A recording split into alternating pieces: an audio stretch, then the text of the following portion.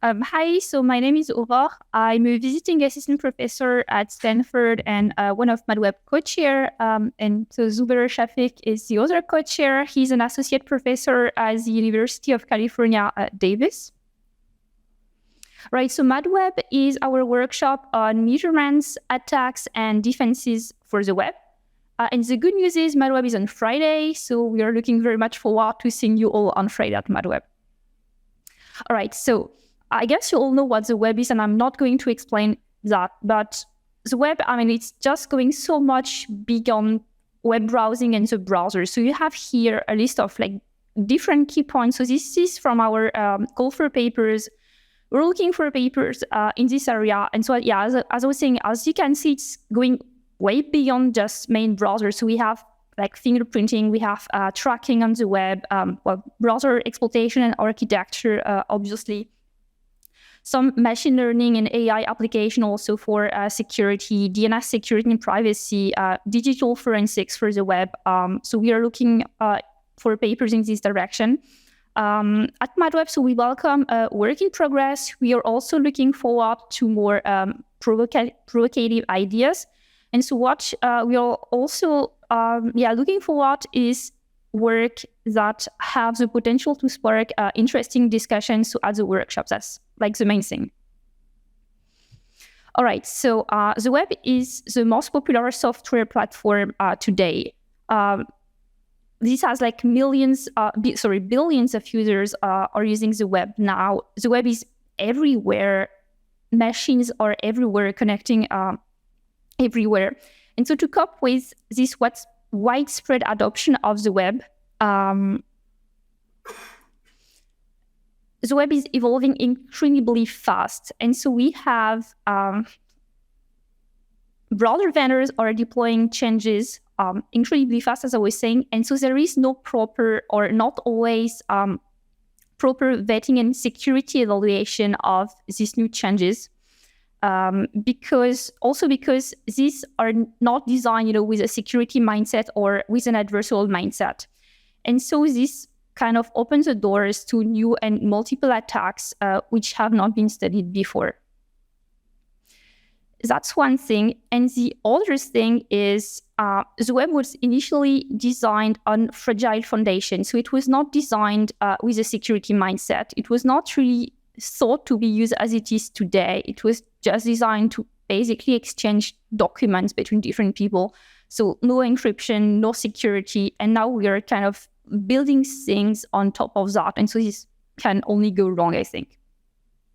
As I was saying before, the web is constantly evolving. But the other issue is also with these new APIs or features come also other features or legacy features which are getting deprecated, but which are still used because removing them would probably just break some other systems or some other websites which are not properly maintained. And so we have this fragile system with sort of wobbly things built on top of that, which can only go wrong and just puts the security and privacy, as I was saying, of billions of users at risk. So the goal of our MADWeb workshop is to attract researchers, but actually also industry partners working at the intersection of browser evolution and web security. So with MADWeb, we are creating and hopefully sustaining a specialized venue for any aspect of web security and privacy. And in particular, we encourage junior researchers to explore bleeding-edge ideas potentially before publication at a top-tier conference. I have a couple of success stories here. So there are several MADWeb papers which were actually accepted the same year or a couple of years later at CCS or other major security conference.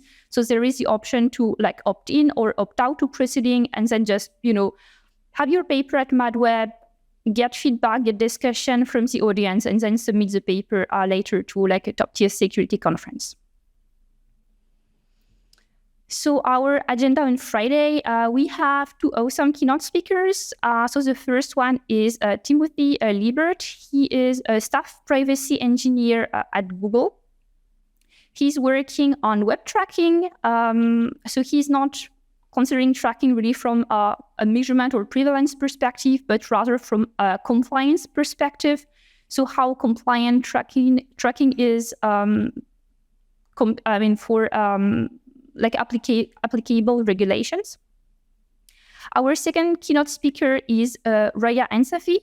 She is an assistant professor of computer science and engineering at the University of Michigan. Her research broadly focuses on internet security and privacy.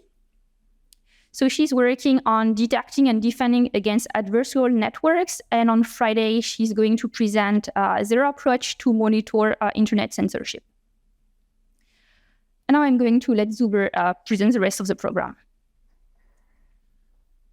I just want to say a couple of things about the keynotes too. So if you would enjoy keynote from Nina tomorrow morning, and then you want to know more about privacy compliance at a large advertising company, so that's what I think Timothy will really talk about. So if you enjoy that, you definitely would want to attend this. And the other thing I want to add about Roya is like she recently won the Sloan Fellowship, and this is her first talk right after, and really touching on all the topics that essentially have led to her award, which is very well deserved. So really excited about the keynotes. The first session is mostly about privacy and fairness issues. The first paper, again, I don't want to go into the details because these talks are going to happen, so I don't want to kind of like do any spoilers, but at a high level, the first paper is going to talk about privacy compliance. So if you're interested in GDPR, CCPA, how should devices essentially convey users' privacy choices? And if you're interested, for example, in things like do not track, global privacy control, we have a very cool proposal about how to actually do this in a more expressive fashion in our first paper. Then our second paper is looking at the intersection of accessibility and security and privacy. So if there is a website which is more or less accessible to people with disabilities, imagine screen readers, do those sites tend to have more or less security or privacy issues? So the second paper touches on that. And the third paper is looking at the long-standing problem of price discrimination. Does it happen? How much does it happen? How prevalent it is, and like why does it happen? And in this paper, the authors build like a framework. So it's a very cool paper looking at price discrimination issues. So this is our morning session right after the first keynote. And then in the afternoon after the second keynote, we have a couple of sessions. First session is about user studies, essentially using sensors to basically scan a bunch of different sites and then surveying administrators of sites who happen to administer sites with known vulnerabilities. And they essentially do a very cool user study. So if you want to get in, you're interested in like perspective of like system administrators, like in this paper, authors do, I think, a very interesting job of looking at it. And then lastly, we have a session about web attacks and vulnerability. If you're really into core like web security stuff, like this is the stuff that you would really like. The first paper is a very interesting paper for the first time looking at this new header that exposes timing information. And as you can imagine, like everything in security, time at a fine granularity is always a bad idea. There are side channel attacks that it essentially creates, and this paper actually explores an attack that actually can be launched by exploiting this new header, which apparently is becoming widely deployed. And then we have the second paper looking at sites using third-party JavaScript tags. And of course, they get outdated. They are zombie tags. How many sites does this happen on? So it's a very interesting study. There have been a bunch of papers like this published in previous like main security conferences. And this paper is essentially trying to do a retrospective on like the fairly old problem, but with a fresh perspective. So this is the summary of our agenda, and really want to thank the organizers. Of course, if we have like 2 keynote speakers, and if you are planning to attend, you would basically see the agenda. You will definitely get to meet like the keynote speakers and the authors of the papers. Some of the program committee members are also going to show up, which is, I think, pretty cool. So definitely reach out, definitely attend if you are interested in meeting the web security privacy community. I do want to say, like, the program committee was really helpful as compared to some of the other workshops. We actually tried to do one better. We decided to have at least 4 reviews per paper, and we were able to achieve that, and reviews were generally very constructive. And in terms of like workshop statistics, this is the 6th edition of the MADWeb workshop series. This is the first time it is happening in person post-pandemic. So you can see here, like before the pandemic or during the early in the pandemic, like we actually had some pretty good attendance, but then things are kind of like, so this is our first time in person. So I think we are trying to kind of bring back the web security privacy community to be in person. But this year we got some really, really strong submissions, and we were able to accept a high fraction of papers.